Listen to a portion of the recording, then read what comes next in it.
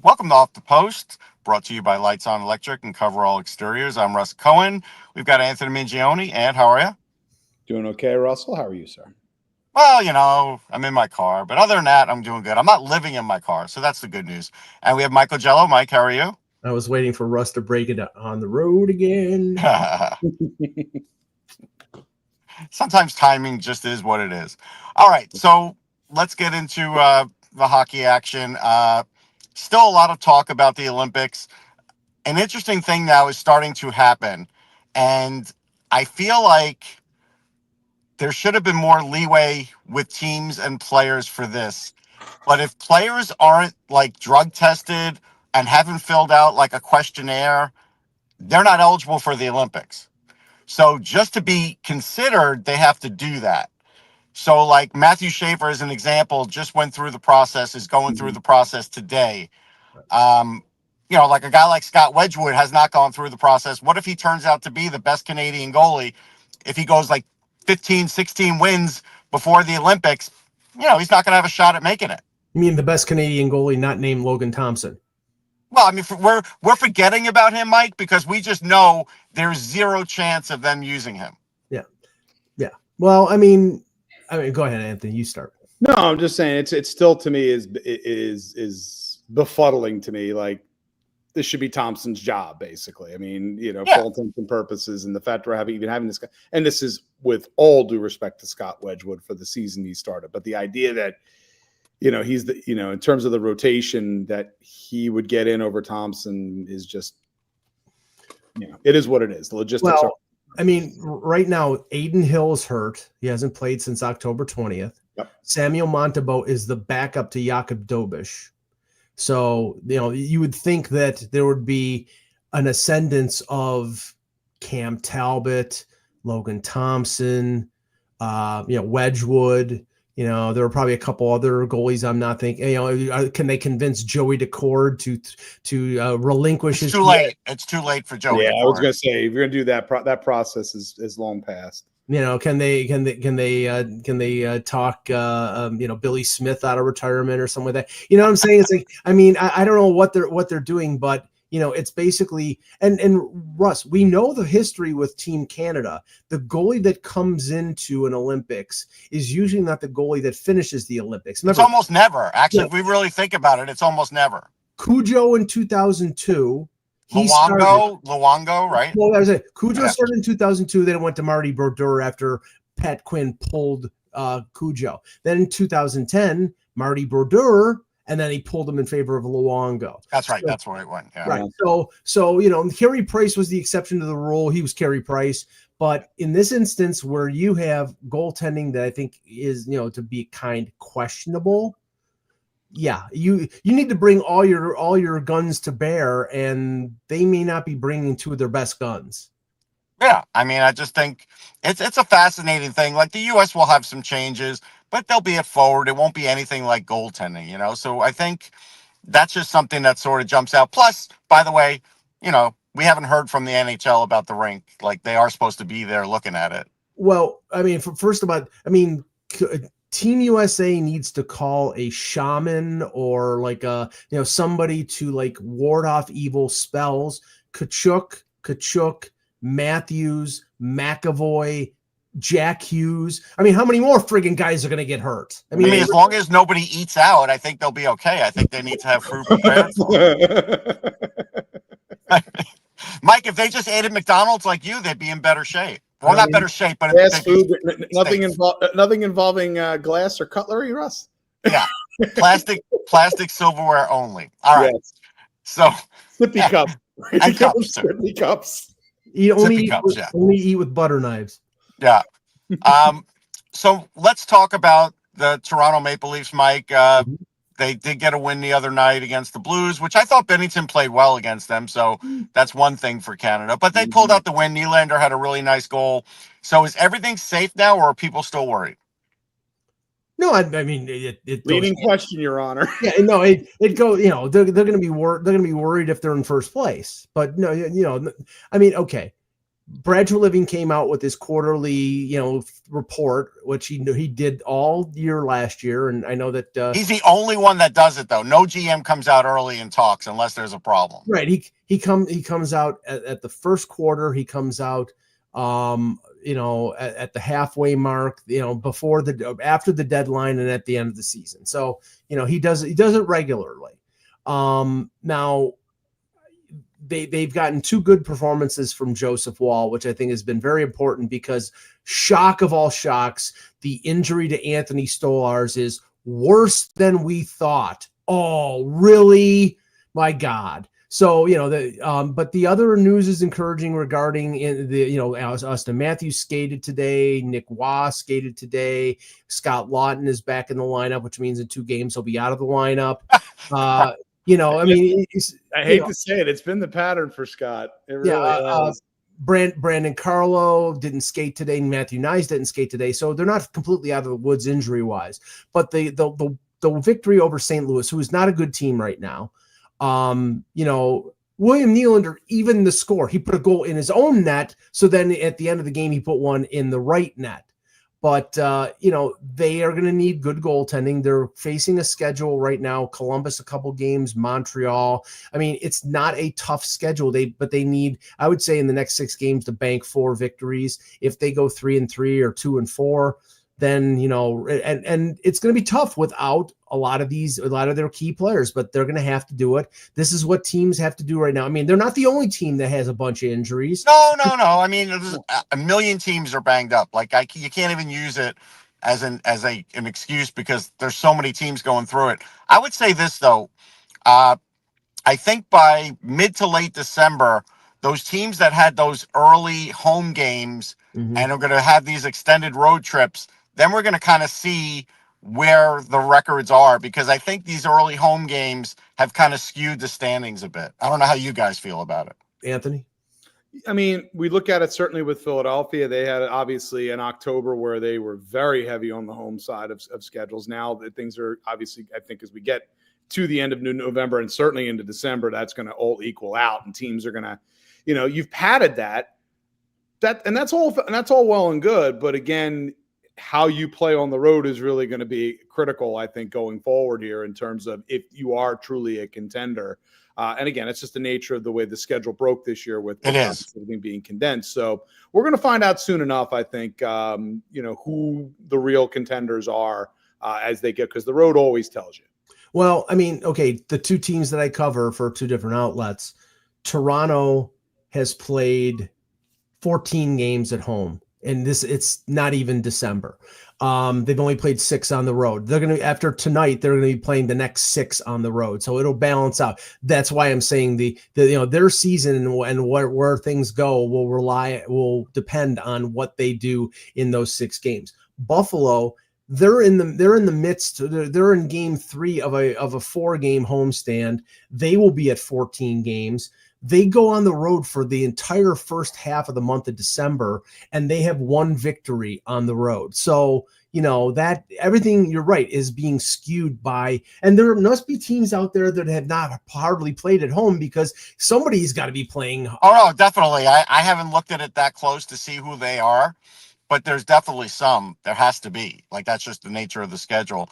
Mike, we'll talk about the Sabres for a minute because I want you to try and talk me out of them not being the 3rd or 4th worst team in the league. Can you do that? I can't because a team that with a home heavy schedule in the last 10 days has lost to the 2 worst teams in the Western Conference, the St. Louis Blues. They got shut out by Joel Hofer, who had a goals against of over 5. And then in the second of back-to-back games, Calgary comes in after losing 5-2 to Chicago with Connor Bedard scoring a hat trick. They come in, they don't morning skate, they just get on the ice pregame skate. They have Devin Cooley, the former Amerks goalie, who I don't know, I'm surprised he's in the NHL, but everybody, that's how thin goaltending is around the league. Second of back-to-back. Did you see the quote from Devin Cooley, by the way? No, I didn't. there's something, yeah, there's a quote out there, something like we're all gonna. He said a couple things, I and think then that was an old quote that was that he said that a while back though. That was like repurposed. okay, I saw that. Yeah, that wasn't a recent. I don't think that it was wasn't recent. Okay, It was an AI. It wasn't a recent one. It was an AI. We're all gonna quote. die anyway. So, Yeah, but the point is against St. Louis, they got shut out by Joel Hofer in this game, a team that basically was, you would think, was like ready to quit because they're last in the league. You know, everybody's got pride, but Yes. Calgary came in, scored 2 goals in the first period. Buffalo comes back, and you think, okay, Buffalo's got the energy. They're rested. They're at home. The crowd, there was actually a crowd there last night. Morgan Frost scores 2 minutes into the third period, and that team quit. They did not, and Tage Thompson after the game and Matthias Samuelson said it's not on the coaches, it's on the players on the ice. Well, we know it's on the players on the ice because they're the ones stinking up the joint. It's like, I mean, I don't get it. This team does have talent. It's either they don't realize it or they have their head up their rectum sometimes. I think, I don't know. My feel on them is, they still have middle of the road to below average goaltending, and for whatever reason, they have still. Yeah, well, when you have 4, you have none. Mm-hmm. And then the other thing is, and again, how's Ukko-Pekka Luukkonen doing? Just, you can let me know some other day. You mean the third string, the highest paid third string goalie in the NHL? Yes. And then the other thing is, I still feel like they haven't been able to get that quality veteran or two that is a leader who can kind of like push these players when they're sagging, can notice. I mean, we all thought that was going to be Alex Tuch, right? Well, no, but he's not like enough of a bellwether veteran who's got tons of playoff experience, who has seen it all. They don't have that guy.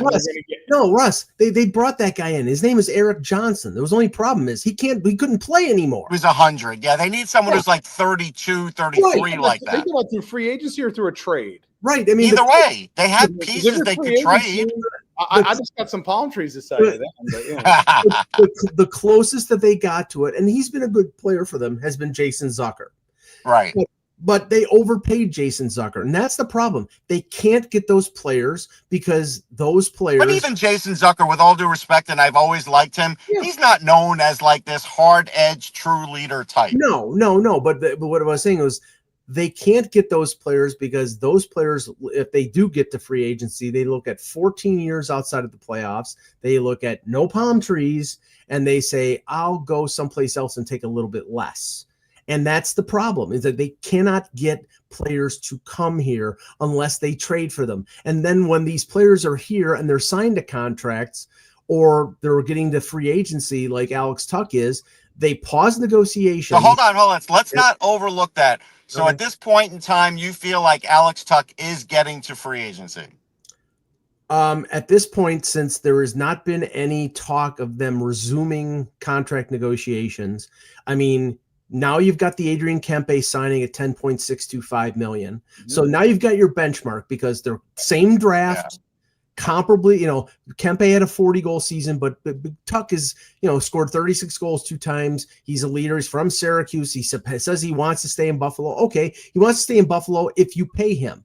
But the pause negotiations for a reason. Why? Because the team started 0-3, and he's like, I don't want to throw away the rest of my career on a team that may not make the playoffs for years on end. So if he doesn't restart negotiations, and we haven't heard anything of that, then he's gonna say, oh, maybe we'll talk before July 1. No. Whoever the GM is, whether it's Kevin Adams or Jarmo Kekalainen, if he's not signing on the dotted line before the Olympics, then you have to trade him. You cannot let him walk. This isn't a Mitch Marner situation where the guy is blocking with a no-move clause. He's got no trade protection. You trade him and you get the most for him. And based on the fact that Panarin and Tuch are the 2 big free agents out there for next July, you should be able to get a boatload. The problem is you're going to get a boatload of futures, and this team doesn't want futures. Yeah, but again, we know what the other GMs aren't going to give the Sabres what they need. They haven't in the last 2-3 years, and they're probably not going to now. I would just say it like this.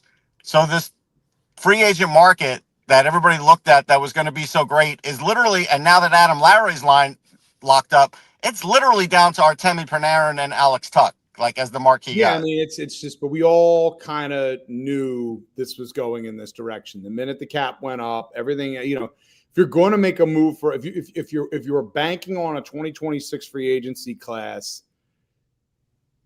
what were you banking on once you heard the cap was going up? Teams were going to basically players are going to take the money. They're going to, especially if it's offered, and the only teams that are going to look to move are going to be the ones that are on teams that, like Mike said, kind of like the Buffalo Sabres in those circumstances. So that, in that circumstance, you know, and we'll use Philadelphia, for example. Everybody's kept talking about the 2026 free agency class. The only way they're going to add a major player to this team is going to have to be through a trade. That's the way it is. That's just how things are shaping up at this point. Here you go. Here's the list of free agents. All right, here we go. Are we going to do like a half-hour show? What are we planning? Yes. Yeah, half hour. Okay. Evgeny Malkin, who with this crop being as light as it is, probably if he doesn't get traded where he wants to go, but he might retire too. He might retire. He might. I think there's as much of a chance of him retiring and going to play back in Russia as him playing. Right. He's been public and saying he has no intention of playing for another NHL team. Right. But the only thing he would is if the Penguins decided to trade him, and then at that point he'll make his decision after that. Him and Ovechkin could play for Dynamo Moscow probably together. Okay, Nick Schmaltz, who's having a big year right now with Utah, so he's striking while the iron is hot. So Kurt Overhart is rubbing his hands with glee. But that's also a case of, caveat emptor. He's, contract year, and you may not get what you think you're going to get. Artemi Panarin. Now, John Carlson, I think probably he's staying in Washington. He's pretty much said it. Yeah. Marcus Johansson's 35 years old and having a decent year with Minnesota. Ovechkin's never playing anywhere. He's never playing anywhere else. Yep. Tuck, Victor Olofsson, who's he may be the poster child for silly season. No, someone who's going to get a contract that's going to be well above what he's the number 5 guy right now. I will give you the poster child for silly season. Kiefer Sherwood with 12 goals. Yeah, he's going to get. You think Tanner Janot's contract was ridiculous? He's going to get probably. We were all waiting on this with Pius. Go figure. This is in Vancouver. Right. This is kind of like what Pius Suter. Yeah. And our good buddy Russ, Jack Roslovic, who's got 15 points in 20 games. Hey, who's playing on a line with Leon Draisaitl? Great. Hey. Yeah. You should send him a couple paychecks because he's earning him more money. But that's it, guys. That's the class. Yeah, that's the class. Yep. And that's going to be a fast show, Mike. I'm not even going to order a pizza for that show. No, there is no show. Well, there'll be a show, Mike. We'll have a show, but if we don't do pizza, at least do breadsticks. Breadsticks is a good idea. I can get through those quickly. All right. Also, get it from Little Caesars. You get breadsticks and pizza in the same pie. We'll get to a couple more teams here. New York Rangers. I watched some of that against Vegas.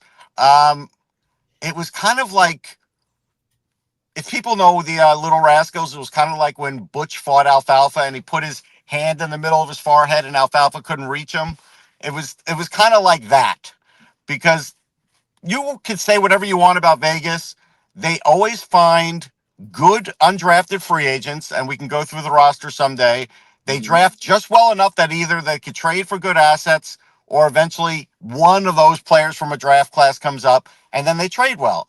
And so they're still out there. They're still competitive, and they had more than the Rangers did. And it was one of those situations where, Shesterkin kind of let up a bleeder, but he has to play near perfect hockey to beat a team like that. And that's the problem right now just with the Rangers. They just don't have a lot of offensive firepower. And can you explain to me what exactly happened with JT Miller on that one shift where they? I can explain here.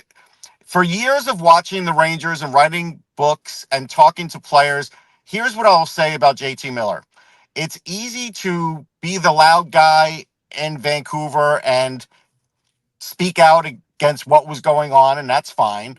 But also what he was speaking out against helped him get 100 points with a great power play and everything else, too. He's never going to get 100 points again, so now he comes in. Chris Drury really likes him. He makes him captain. And he says all the right things, but what I guess he didn't account for was he was going to have another like at least 80-point year to be able to carry that captaincy, because New York is one of those places like Toronto and Montreal that when you're the captain, there's a lot of pressure on you. And I think JT Miller's feeling the pressure. And for whatever reason, somebody caught him on video with him not back checking. It's not a great look. Yeah, it was on a play that was, I think it was it was on a goal. Yeah, it was on a goal. I think it was penalty killing too, which means in that circumstance you have to be aggressive. The fact that he kind of laid off on the play, the running joke I said was it was almost like watching, like the controller disconnect. Yes, it was like watching that. Like, is he okay? Yeah. So, yeah, very odd situation. No, I mean it is, and I mean you're right, Russ, that Miller had the luxury of having Elias Pettersson drawing the top checker, and then he could be on the power play with Quinn Hughes and Pettersson and pile up the points. That being said, I mean the Rangers are they're not a deep team. I scratch my head, and this is purely on Chris Drury. He traded the depth away from that organization. You trade Kakko, you trade Trouba, you trade Keandre Miller in a sign and trade. You've gutted that team. And what does that mean? That means Connor Sheary's playing on your third line, and you're starting a fourth line that is basically it should be in Hartford. Most of them should be. Yeah, so, I mean it's a tough spot, but this is when you sign on for something like that. Like, that's part of the job. And, I heard some Ranger fans saying, like, well, it could be like when Mark Messier came over. It's not.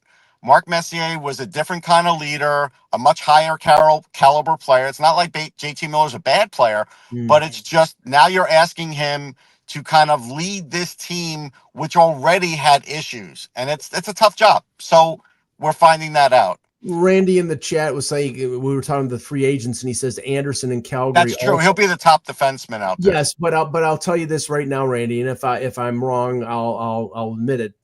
He's getting traded, obviously. Whoever trades for him, if say it's Vegas, they're going to try to, yeah. They're going to sign him because they're only going to trade for him if they can sign him. It's like they did it with Shea Theodore. They did it, that's what they did it with Noah Hannafin. That's what they do. And Vegas, Vegas had 2 scouts at the Sabres Flames game last night. There were 16. Well, it's a little early for.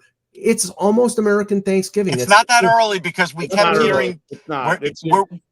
The vultures are circling. They are. I mean, we heard that Anderson could get traded way before the deadline. It wouldn't shock me if he does. Yeah, I mean, God forbid for Calgary if he gets hurt. I mean, then you've got a compacted schedule. You're already at the quarter pole, and it's not even Thanksgiving yet. Although Thanksgiving is later this month. But you're by the time you get to the Olympic break, it's going to be 60 games. So you'll have 20 before and the Olympic break, I think, lasts till like the last week in February. Yeah. The trade deadline is March the 6th. You're going to have about 10 days. So there's going to be a lot of chatter. Yeah, it's probably only going to be 4 or 5 games before the deadline. And here's the thing: it's very possible we get out of the break and we start seeing deals happening immediately. I mean, just because there's a moratorium on trades while the break is going on doesn't mean teams aren't talking. That's true. And I don't know if there's a moratorium like around the holidays, but we've had breaks. No, but you know what's going to happen. The league is going to basically be all on the lines of let's not take away from the event, and then. Work on your deals, but don't actually, that's why I think the week before we're going to see deals. Yeah, we could see the week before, but if not, then maybe they continue to have conversations through the Olympic break, right. Because it allows out of the break. It allows those players to be able to go to their new cities and get acclimated, get their family settled, practice with the team, transition a lot better. So that's why I think that might happen.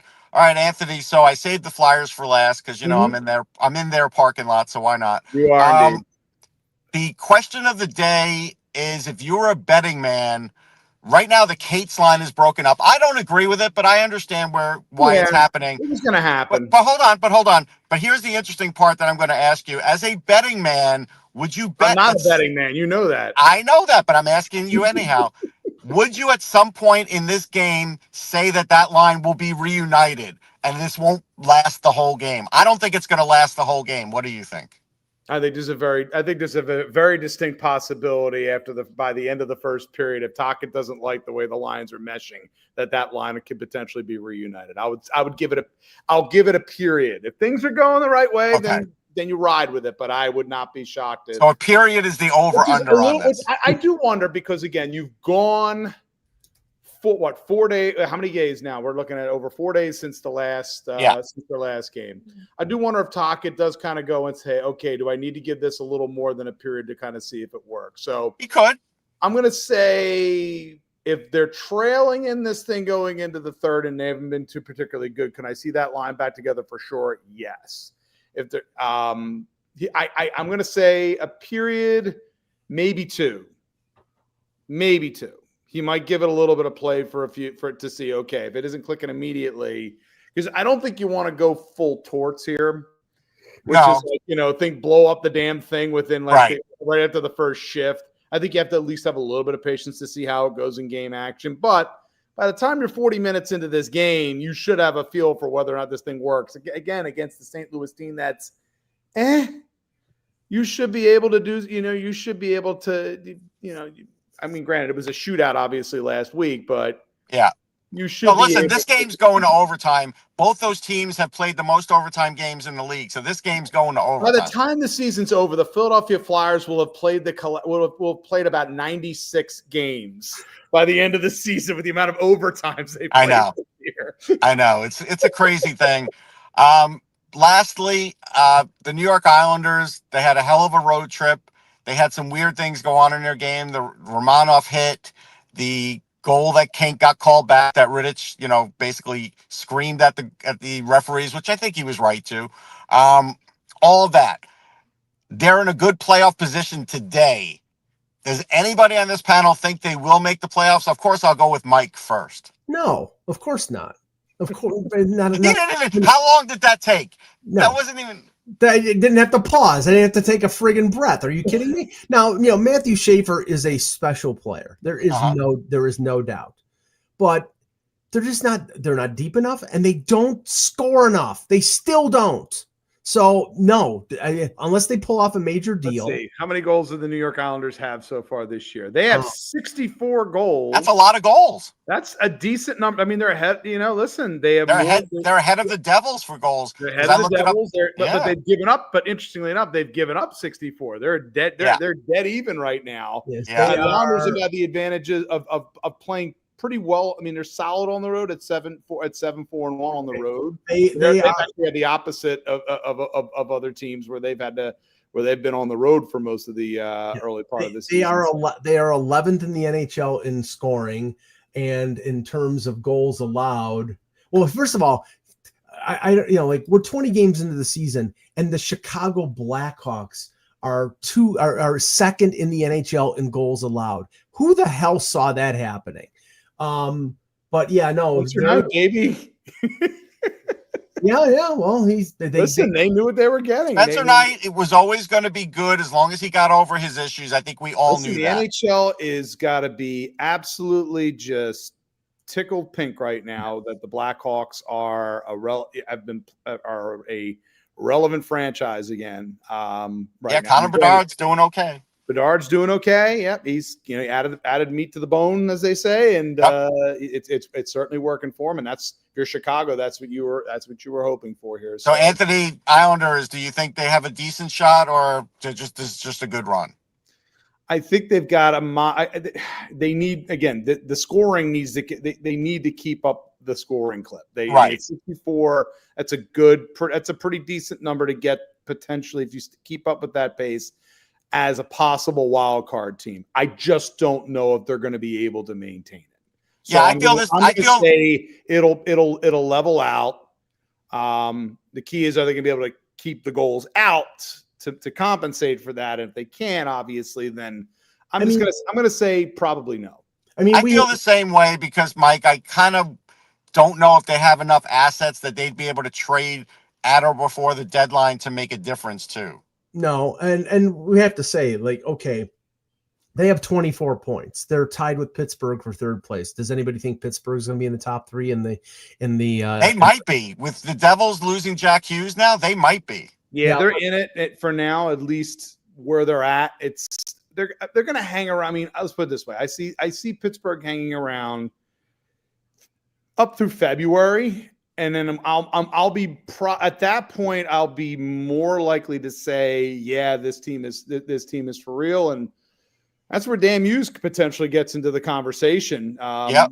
And again, people are like, well, he's got. I said, yeah, but it's not a young Crosby. It's No, I mean, this is that you're somehow nobody. getting the still a scratch great and claw. Crosby, but Nobody saw this coming. Nobody said, hey, Dan Hughes could win Coach of the Year with the Penguins this year. If I'd have said that in July, you guys would have I'm not laughed going to at say me. he's going to win. I think No, probably could win. Could win. I think, yeah. And we've had this conversation with, I remember having this conversation with Mike Fink about, who do you think is from Hockey Hot Stove? And I said, for right now, Jack Adams certainly feels like it's Quenneville's, but it's at the moment. But yeah, they start to fall off too. We just, we'll see. But Muse, I think, is in the conversation as of right now. But my point with the East, yeah, you got 9 teams within 4 points. Yeah, 9 teams. So it's like, so that's why I think by mid-December some things will start to change with these extended road trips, and I think that's when we'll really get an idea. But look, I mean, I don't remember with the Islanders is the fact that just swing back real quick to the Islanders is they've compiled a pretty good road record. Now they get back home. Right. It's possible that they could potentially utilize that and use it as a springboard to get themselves into a playoff spot this year. All right, final question. If there were a fight with the other day with Patrick Waugh yelling at Mikko Rantanen, who do you take in the fight? I'm taking Patrick Waugh. Waugh over Rantanen? Yeah. Just because Rantanen's big, I don't think he can fight. And in youth too, I just feel like Patrick will get, I'm sorry. That'll be. He's crazy. He's crazy, but I think, Rantanen's a Finn. And he's just. Well, you can drink him under the table. He's a tough physical Finn. He'll probably be able to take a couple punches and then basically fold Patrick into a suitcase. Well, I know one thing for sure. Patrick Waugh would kick the shit out of Mario Tremblay. Okay, I mean, wow. Hold on, Mike. Don't step out on that branch too much. We're gonna have to go back and look at the Wayback Machine to see how that worked out. Oh yeah. All right. But I did see the bloody picture that came back up. All right, that's it. That's it for Off the Post. We'll catch everybody next time. Take care, everybody.